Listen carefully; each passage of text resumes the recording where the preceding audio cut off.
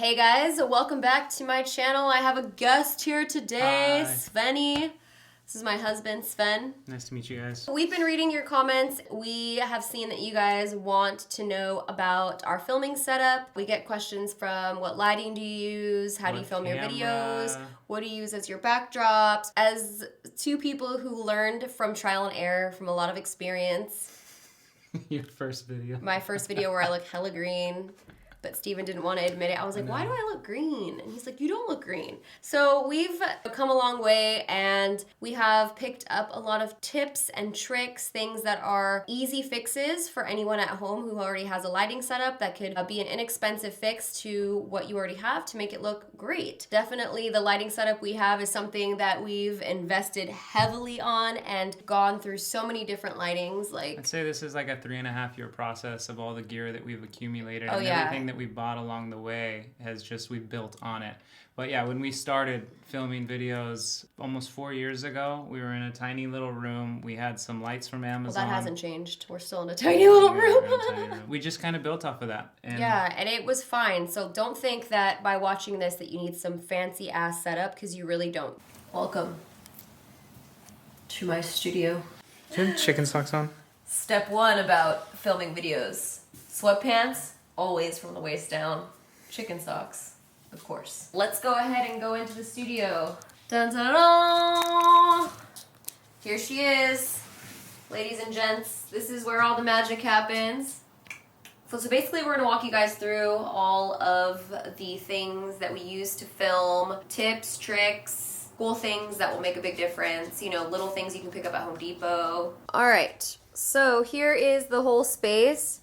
We work with a small space. This room is fairly small, but it works. This is where I have my makeup desk, Impressions Vanity, just in case you guys are interested. And then over here, we have my happy place. Excuse me, Steven, will you move us? This is where I store everything. There's also a video, link will be down below, on all of this. And then over here we have the closet. I guess we'll start off with backdrops. This is the first thing I go to when I want to set up my video. I think, what color backdrop do I want? What kind of vibe am I trying to give off? What's the makeup look that I'm going to be doing? Do I want something really glamorous, or do I want something really clean? Backdrops can be very expensive. We got a little trick for those. Yes. And what we do is we go to the fabric shop and we go through all the aisles. We look for anything from matte, stretchy fabrics, silks, shimmer, glitter, textured, almost anything that you fabrics, you know, that extra shiny fabric. It's stuck because there's a lot of things in here. So these are all the backdrops right here. And what do I use for backdrops, you ask? We go to the fabric store. We buy 2 yards of fabric. That's the perfect amount that I have found for a backdrop. 2 yards, perfect. You can pick any fabric that you want, and I feel like this is just a cheaper alternative to buying paper backdrops. Not only is it cheaper, in my opinion, but it's also a lot easier to store. Unless you want to store large rolls of paper like that, which we have. They also make them a little bit smaller, but still, it's just like, how many of those can you really fit into a room? Not ideal for me. And then what we also do is we can store all of these. We get these little pant hangers, backdrops on there. They sit boom. Flush in the closet. So yeah, these are all the backdrops. We just buy a bunch of different fabrics, and different fabrics will give off different effects. So this one right here I used for a bridal video, and it has this texture that's gonna look really nice as a backdrop. I usually love sparkly backdrops because you can light those up to look really cool. So lots of different fabric choices. You can go to Joann's, Michael's, downtown LA, your local fabric store, and then we store them all here. Very convenient to have a nice little closet there for that. Now that we picked out our backdrop, let's talk about how we hang the backdrop. Well, we just stretch the fabric that we get across some C-stands, and I put these little clamps on here. These things are from Home Depot. If it's a stretchy fabric and there's wrinkles in it, we can just stretch it a little bit, pull it tight, and then clamp it on there. All right, and also when I first started, you guys, I used a clothing rack to do this. It worked just fine. Really the key thing is these clamps, which you get at Home Depot, okay? These are key. And you know what makes the backdrop look clean is really just making sure that you're pulling the backdrop taut so that it's really, really nice. You don't see any wrinkles. It doesn't look like just a piece of fabric like kind of draped over something. Also key, steam your backdrops. Very important. It makes a big difference. It looks clean, it looks nice. Have a steamer nearby so you could just Even if you don't have cloth backdrop, you can set an environmental backdrop. Your makeup collection, set up a table and just put like flowers. Doesn't have to be a backdrop. Candles. It's just, hey, if you want to put candles, that's your prerogative. You know, you want to have a candle back there, throw a candle back there. Bath and Body Works, make it rain in there. This next thing we're going to talk about is going to be a nice to have. Not a must have, but something we like to do. We have a light that's setting up right here. It's a spotlight, and it's going to cast the light onto the backdrop. It's nice, like if you can see, it gives us like a light vignette, so it's really bright around our faces, and then towards the edges it gets a little dark. So it just kind of gives it a little bit more depth, and everything doesn't look just flat. This was our old one right here. This one was okay. It did the job, but it was very hot. It gave off a lot of heat, whereas this one is LED, so it doesn't give off any heat. Am I right? You are correct. Thank you. Very good. Wow, are you proud? I'm very proud. All right. Also, this is Steven's little setup, his little racks. Just has all my lenses, my cameras, my extra clips. Everything's just right here in the studio, so if we ever need to change things, move the lighting around, it's all here, easily accessible and well organized. Honey, you're talking really well for somebody who just had their wisdom teeth pulled out. Thank you. Thank you very much. He just had his wisdom teeth pulled out, ladies and gentlemen. Still going strong here. So the next thing we're going to talk about is the actual lighting.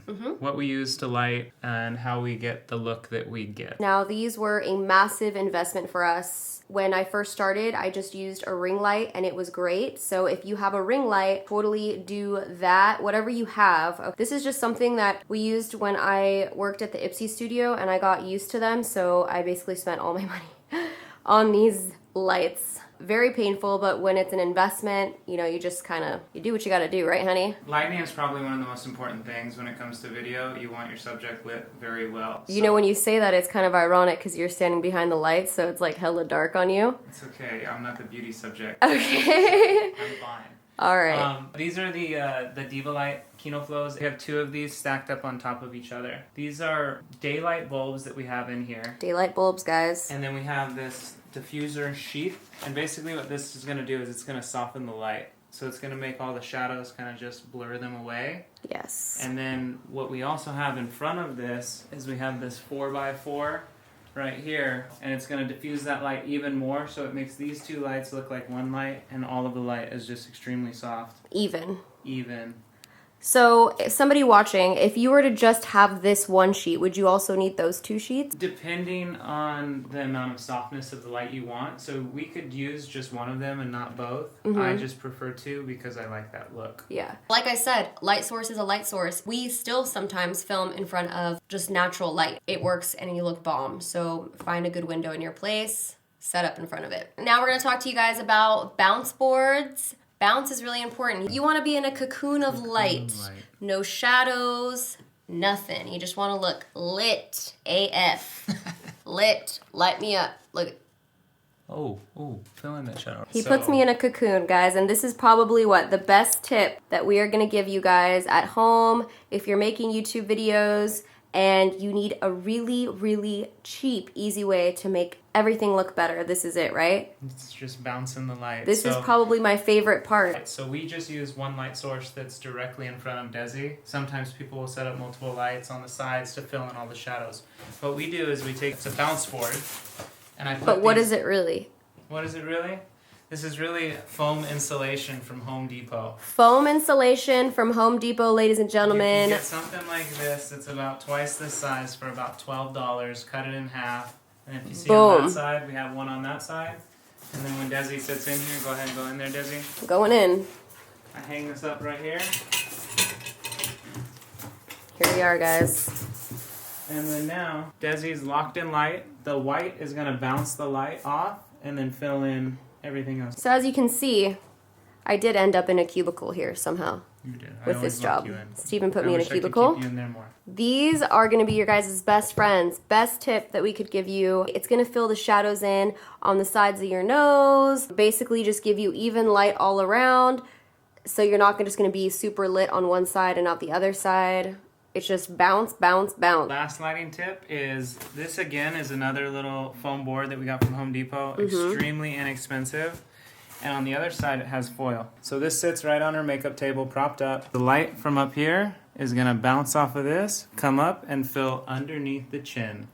underneath the eyes, underneath the nose, so that way you don't get those dark overcast shadows from whatever light is coming from overhead. Moving on to our microphone. Not much to say about this little guy, right? Except it's a microphone. You could use your on-camera mic if you're just starting off. We use this because it's just a cleaner, crisper audio.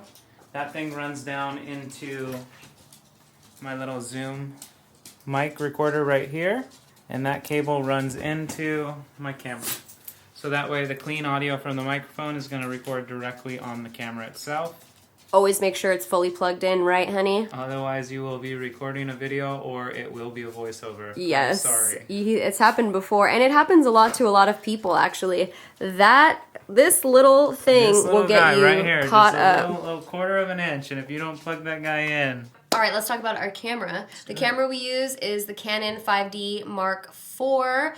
Yeah, I know what's up. That's pretty good, girl. I know what's up. Moving on to my camera setup. Always have a camera on a tripod or prop it up on something. That way it's secure. Yeah, prop it on some books or something. My setup right here is a little bit extra, but it's just because we use this for everything, whether it's we're filming our lookbooks, like the street style stuff, or we're filming in the studio. So I have a little side monitor right here that I'm able to watch what's going on. This one's a little bit clearer. I can zoom in. I can also check focus a little bit better than what the onboard camera has. Really, when it comes to cameras, again, you can shoot with anything as long as your lighting is good. You could shoot it with an iPhone. You could shoot it with a Sony, a little NEX, whatever you have. The lens that we use is the 70 to 200 millimeter lens. It's nice to have, not must have. You could totally just use a lens that comes with the camera. The 24 to 105 is the kit lens that comes with it. It's a great lens. Just with that one, you want to make sure just you're zoomed in a little bit, because if you're too wide, everything's going to get a little bulbous and it's not good for... I will give you guys a tip and say, personally, I feel a Canon 70D is probably something better if you're filming yourself. It does have autofocus, so you don't have to worry about keeping yourself in focus.